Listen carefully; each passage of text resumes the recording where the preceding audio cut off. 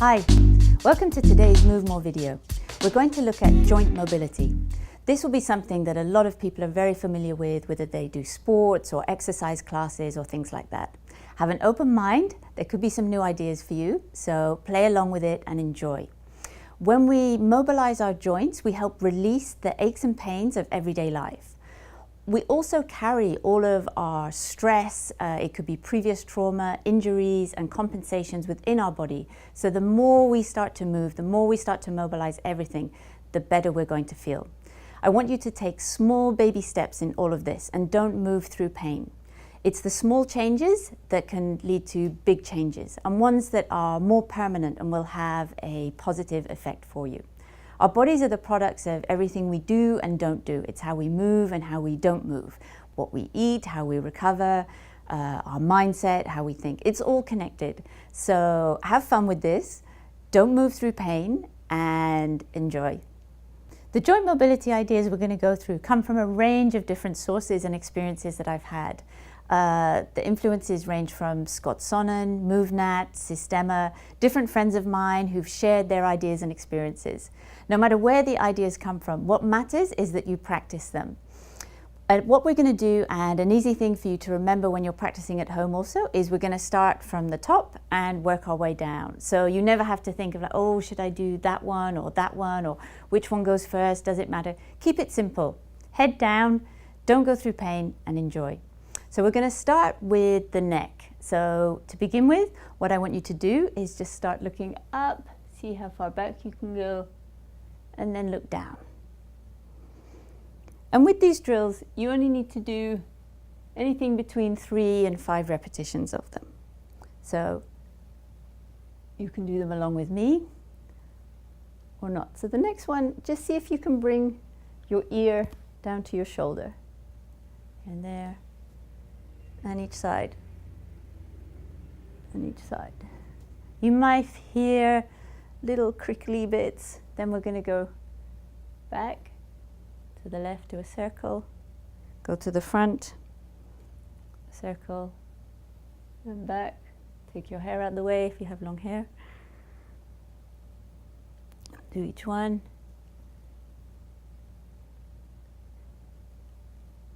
3. And then rotate in the other direction. So everything we do, you want to do it on both sides, forwards and backwards, left and right. So again, you go back and check in and see how the rest of your body is. Where are you holding tension? And also let your eyes lead the way as you go. And don't feel you need to rush these either. There's a saying of speed hides need. So take your time with these, and you may hear little clicky things, little things inside. As long as there's no pain, don't be too overly concerned about these, but just be gentle and see how it feels on the body. The next thing we're going to look at is the shoulders. The shoulders are a very mobile joint, and a lot of people have shoulder injuries who are both very active and people who are inactive. So you can always mobilize your shoulders a lot and see if you can get into these different ranges of motion as well. So the first thing I want you to do is lift both shoulders up as high as you can to your ears. And then when they're as high as they can, just let them fall down. And just have a sense of awareness in your body. That feeling of where your shoulders fall to. Is that your natural state? Is that where they are? Or are you carrying them up here? Is everyday tension bringing the shoulders there?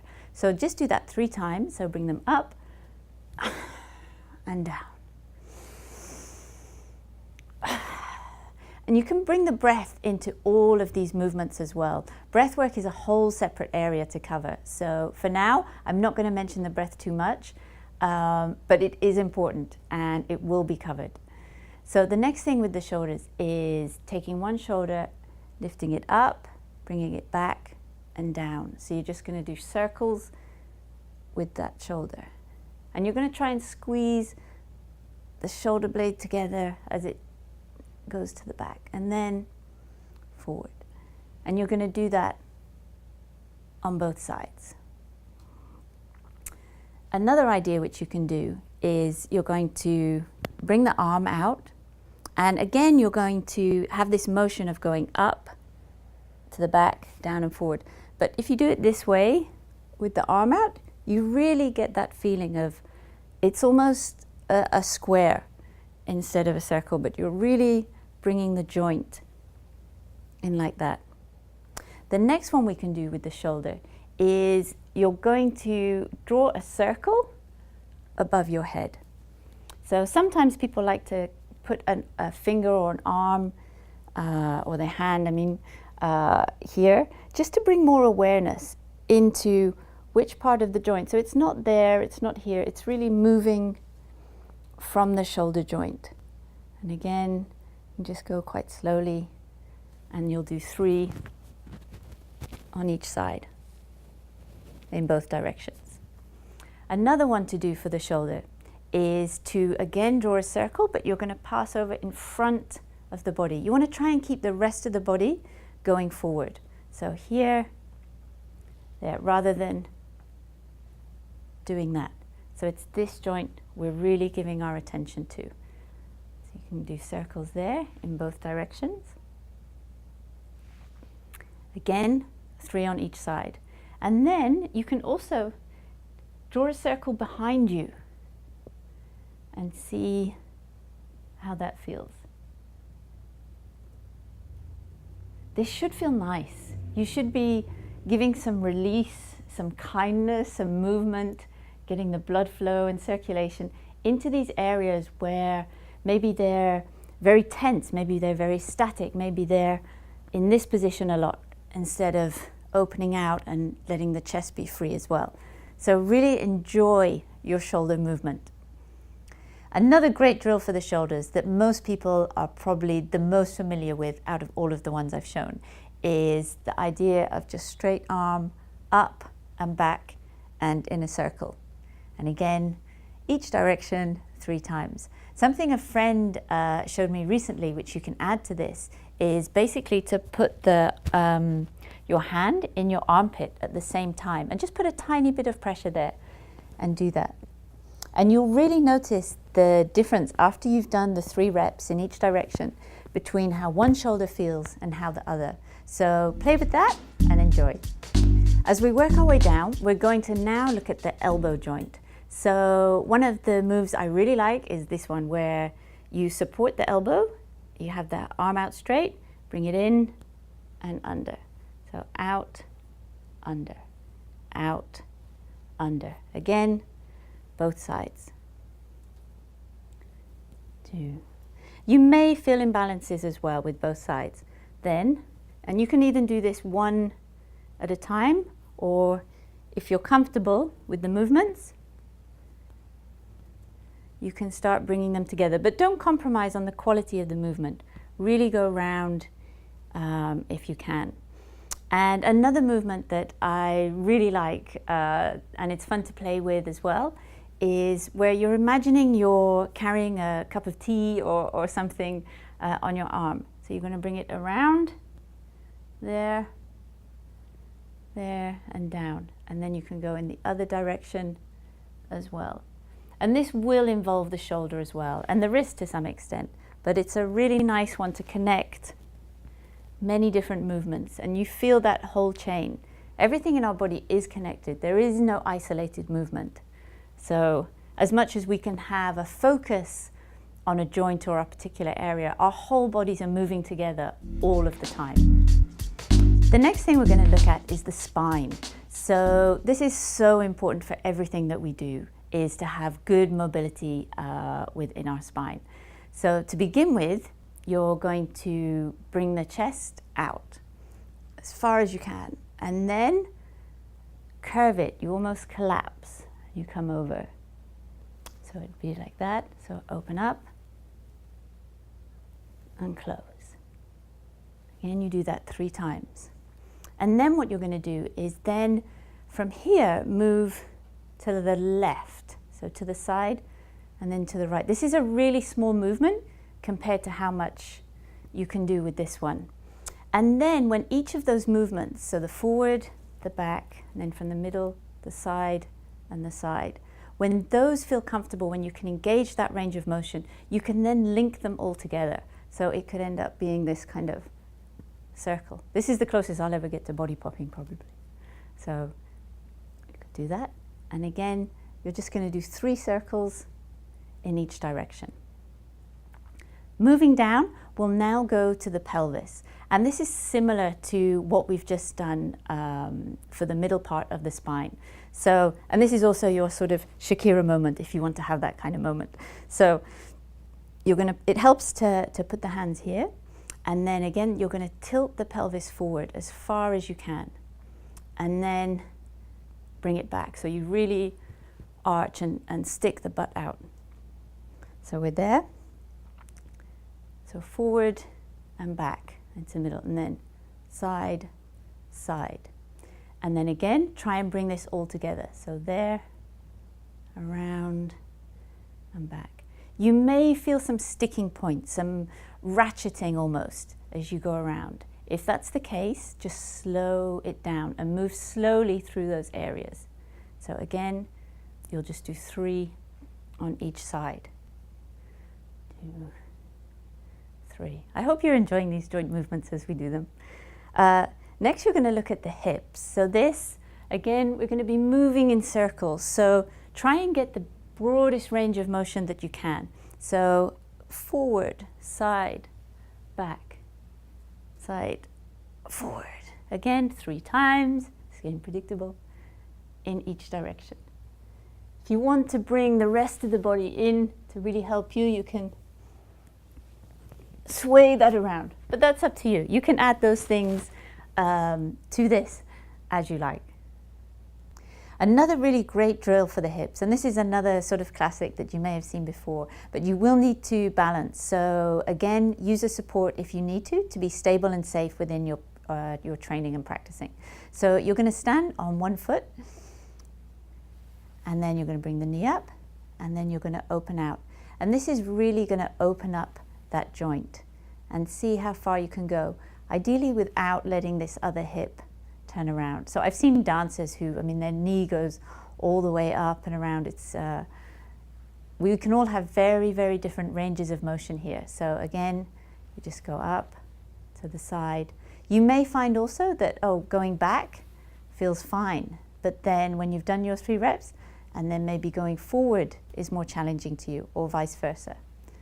But basically, start with your weakness. Don't shy away from the things that you feel like, I'm not so good at that, or I don't enjoy that, or that's a little bit challenging. As long as there's no pain, engage with it. Start with the weaknesses and improve from there. Before we carry on down further from the hips, we're actually going to go and do the wrists and the fingers. So for a lot of people who spend time typing, these will be really, really good for you. So for the wrist, it can be useful to support the elbow as you do it. Just make your hand into a loose grip, but no tension there, just there. So you can really start to move this one. And again, just moving to the left and to the right. So again, these aren't very big movements. And then go up as far back as you can and down. So back and down. To the side, and try not to, or see where the movement goes. See if you can really isolate those side movements. And again, minimum of 3 or do 5 reps as you go along. So, and if you're carrying something, always with one hand rather than the other, try and mix that up.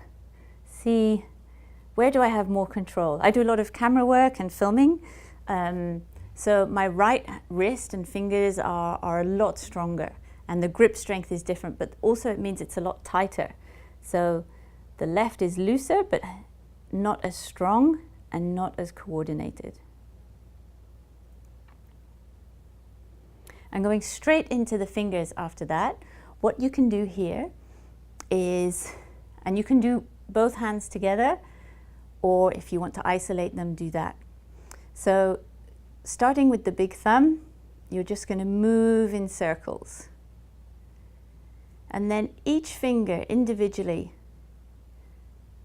move through those 3 circles. To begin with, it's going to be hard to do this and not have other fingers moving at the same time. However, the more you do it, the more you'll be able just to really engage the ones that you want to. And so work your way from the thumb to the little finger, 3 each way, and then work your way back.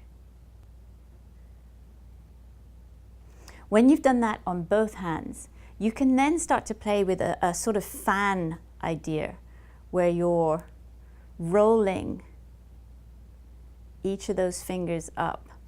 So if you imagine you start like this and then release the little finger, the next finger, the next finger, the next finger, then as you turn and then you come back in like that.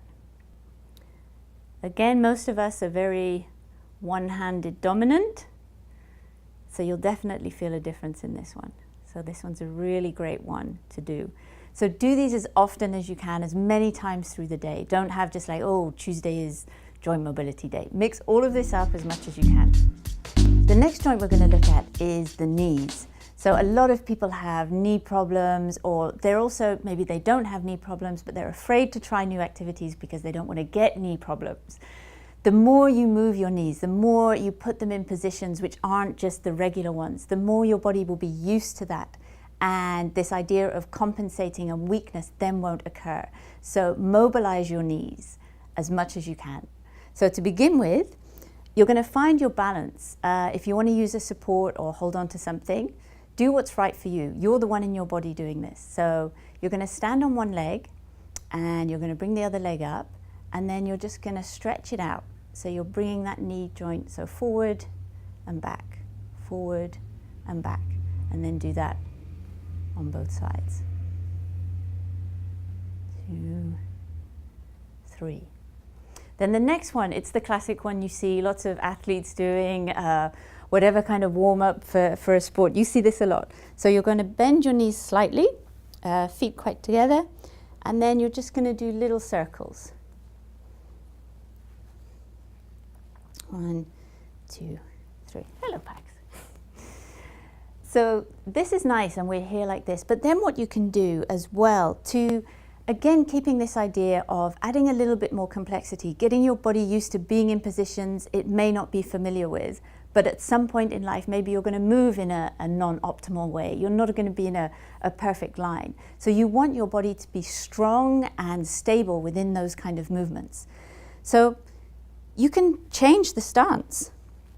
It could be 1 foot in, 1 foot there. And again, how do your knees feel when you're doing that range of motion? Play with this. There's all sorts of positions you can put your knees in. So it could be out wide, both directions, both sides. Again, try a whole variety of ones. And as long as you're not in pain when you're doing this, keep playing with them. Have fun with your knees. We're nearly there. We're now down to our ankles. So for this one, again, you can balance on one leg and just start to bring the ankle round into a nice circle. Remember, speed hides need. So slow it down. And again, you may feel this kind of ratcheting. If you do, just rewind a little bit to where it started and then see if you can go and trace that again. That's it. 3 in each direction. And you'll do that on both sides. So blah, blah, blah, fast forward. And then what you can also do is just start to put that ankle in different positions. Again, the same idea as the knee. So that, say you're walking and you slip. It's not the first time. Your ankle and your brain, your body, your nervous system, everything feels okay about you being in that position. So you can really try that out. And then whilst we're down there, final thing, bend your toes. So it can be here, and just see on the side, on the front, really leaning in. There's so much to say about the feet, and also being barefoot and how you can work up to that if you're not someone who already enjoys spending a lot of time barefoot. So You're bringing awareness into all these different body parts, which is really, really good. So I hope you've enjoyed that. Keep it simple if you're not sure. Remember, work from the top down to the bottom. Keep in circles, ideally minimum of 3 rotations on each side, both ways, and then play with those complexities when you have them. So keep mobile and move more, and I look forward to seeing you in the next video.